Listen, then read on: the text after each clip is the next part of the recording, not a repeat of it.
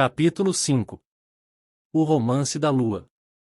Um observador dotado de vista infinitamente penetrante colocado no centro, naquele centro ignoto, em torno do qual gravita o mundo, teria visto, na época caótica do universo, o espaço cheio de miríades de átomos. Mas pouco e pouco, com o volver dos séculos produziu-se uma mudança, manifestou-se uma lei de atração, à qual obedeceram os átomos outrora errantes, combinaram-se estes átomos quimicamente, segundo suas afinidades, fizeram-se moléculas e formaram esses agregados nebulosos de que estão semeadas as profundezas do céu. Animaram-se então estes agregados de um movimento de rotação em volta do seu ponto central, e este centro formado de moléculas vagas pôs-se também a girar sobre si mesmo, ao passo que se ia progressivamente condensando. Segundo as leis imutáveis da mecânica, à medida que se lhe minguava o volume pela condensação, ia-se-lhe acelerando o movimento de rotação e, persistindo estes dois efeitos, de cada centro, resultou uma estrela principal, novo centro do agregado nebuloso. Se o observador olhasse então atentamente, teria visto suceder com as outras moléculas do agregado, o mesmo que sucedera com a estrela central, condensaram-se adquirindo simultaneamente um movimento de rotação progressivamente acelerado, e gravitaram em torno da central, transformadas em outras tantas estrelas. E assim ficava formada uma nebulosa. Não menos de 5.000 nebulosas conhecem, na atualidade, os astrônomos. Há uma, entre estas 5.000 nebulosas, a que os homens chamaram Via Láctea, e que contém 18 milhões de estrelas, cada uma das quais se transformou em centro de um mundo solar. Se o observador, rodeado por estes 18 milhões de astros, volvesse especialmente a atenção para um dos mais modestos e menos brilhantes, para uma estrela de quarta ordem, que orgulhosamente apelidamos o Sol, debaixo dos olhos lhe teriam sucedido todos os fenômenos a que é devida a formação do universo.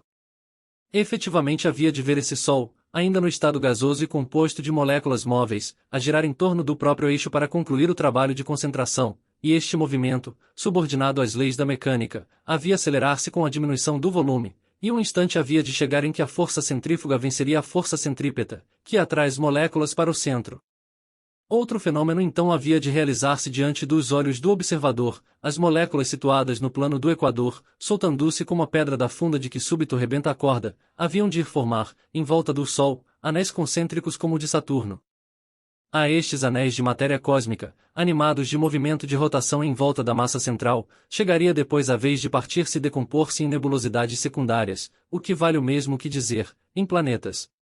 Concentrada então toda a atenção do observador sobre os planetas, havia de ver realizarem-se neles os mesmos fenômenos que observara no Sol. De cada um deles dimana um ou mais anéis cósmicos, origens dos astros de ordem inferior a que chamamos satélites. Subindo assim do átomo à molécula, da molécula ao agregado nebuloso, do agregado nebuloso à nebulosa, da nebulosa à estrela principal, da estrela principal ao Sol, do Sol ao planeta, do planeta ao satélite, examinamos a série inteira de transformações por que passaram os corpos celestes desde os primeiros dias do mundo. O Sol, que parece perdido na imensidade do mundo estelar, está todavia ligado pelas últimas teorias da ciência à nebulosa chamada Via Láctea. Ainda que no meio das regiões etéreas nos pareça pequeno, é todavia o centro de um mundo, e é enorme, pois que o seu volume é igual a 1.400 vezes o volume da Terra. Em torno dela gravitam 8 planetas, que nos primeiros tempos da criação lhe saíram das próprias entranhas. São estes planetas, progredindo do mais próximo até ao mais remoto, Mercúrio, Vênus, a Terra, Marte, Júpiter, Saturno, Urano e Neptuno. Além destes circulam, regularmente entre Marte e Júpiter, outros corpos de volume menos considerável, talvez restos errantes de algum astro quebrado em milhares de pedaços, destes conta o telescópio não menos de 97. Alguns destes servidores que o Sol mantém nas respectivas órbitas elípticas por força da grande lei da gravitação, também têm seus satélites. Urano tem 8, Saturno 8, Júpiter 4, Neptuno talvez 3, a Terra só 1, e este, que é um dos menos importantes do mundo solar, chama-se Lua, e é o que o engenho audaz dos americanos pretendia conquistar, o astro das noites, já pela proximidade relativa que está, já por virtude do espetáculo rapidamente renovado das diversas fases que apresenta, partilhou sempre com o Sol a atenção dos habitantes da Terra, mas o olhar para o Sol cansa, e os esplendores da luz solar forçam os contempladores deste astro a baixar os olhos. A loura Febe é mais humana, e cheia de modesta graça deixa-se ver com complacência, é suave para a vista, pouco ambiciosa, e contudo toma às vezes a liberdade de eclipsar seu irmão, o radiante Apolo, sem que nunca fosse eclipsada por este.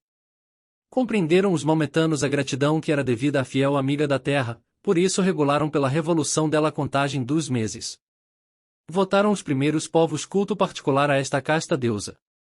Chamaram-lhe os egípcios Ísis, os fenícios Astartia, e os gregos adoraram-na sob o nome de Febe, como filha de Júpiter e de Latona, e explicavam os eclipses por visitas misteriosas de Diana ao belo Endymion. Diz-nos a lenda mitológica, que o leão de Nemeia, antes de aparecer na terra, percorrera as campinas da lua, e o poeta Gezenax, citado por Plutarco, celebrou em versos 2 olhos, o encantador nariz e a boca amável, que figuram as partes luminosas da adorável Selene. Porém, se os antigos compreenderam perfeitamente o caráter, o temperamento, enfim as qualidades morais da lua, sob o ponto de vista mitológico, não é menos verdade, que os mais sabedores deles eram extremamente ignorantes pelo que diz respeito à selenografia. Barbicane levanta-se para falar.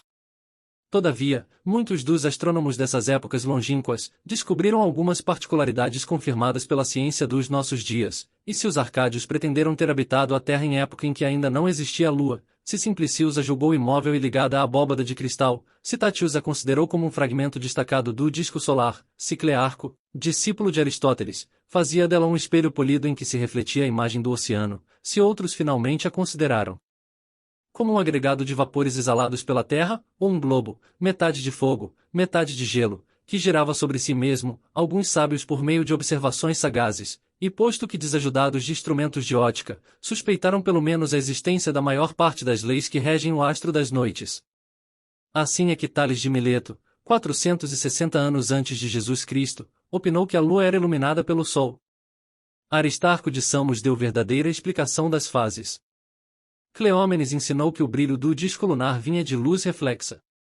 Berósio Caldaico descobriu que a duração de uma rotação da Lua era igual à da sua revolução, e explicou por esta forma o facto da Lua ser vista da Terra sempre pela mesma face.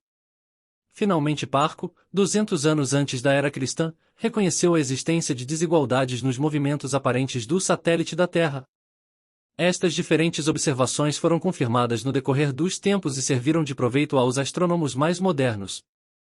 Ptolomeu no século XVI, e o árabe Abu-Vefa no século X completaram as indicações feitas por Hiparco acerca das desigualdades que aparentam o movimento da Lua na linha ondulada, que tem por órbita, sob a ação do Sol.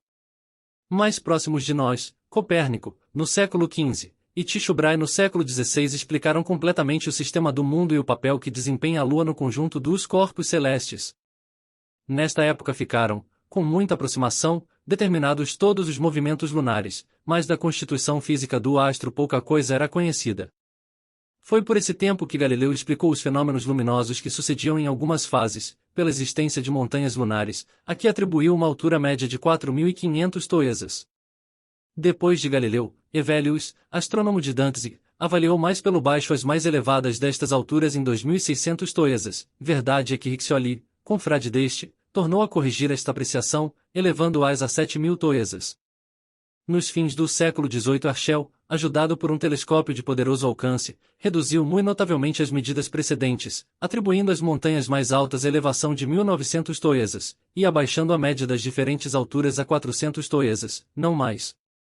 Mas também Herschel se enganava, e só pelas observações de Froeter, Louville, Halley, Nasmyth, Bianchini, Pastor, Lohrmann, Gruithuisen, e principalmente pelos estudos pacientes de Biret Moedler se conseguiu resolver definitivamente o problema.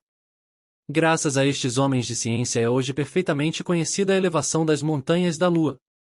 Por virtude destes mesmos trabalhos completava-se o reconhecimento da Lua, aparecia o astro crivado de crateras, e afirmava-se mais em cada observação a natureza vulcânica dele. Concluiu-se da ausência de refração nos raios dos planetas ocultados pela Lua, a falta quase absoluta de atmosfera neste astro. Da falta de ar seguia-se concludentemente a falta de água.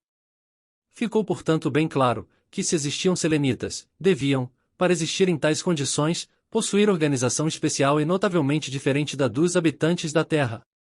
Finalmente, graças aos métodos novos, empregaram-se em constantes inquirições acerca da Lua instrumentos mais perfeitos, não deixaram os astrônomos por explorar nenhum só ponto da sua face visível, devendo notar-se que o diâmetro lunar mede 2.150 milhas a 3.460 km, a superfície é 1/13 da superfície do nosso globo, o volume é 1/49 do volume do esferoide terrestre, mas nenhum dos segredos da Lua podia ocultar-se aos olhos dos astrônomos, e estes hábeis homens de ciência foram ainda mais longe nas prodigiosas observações que relatamos.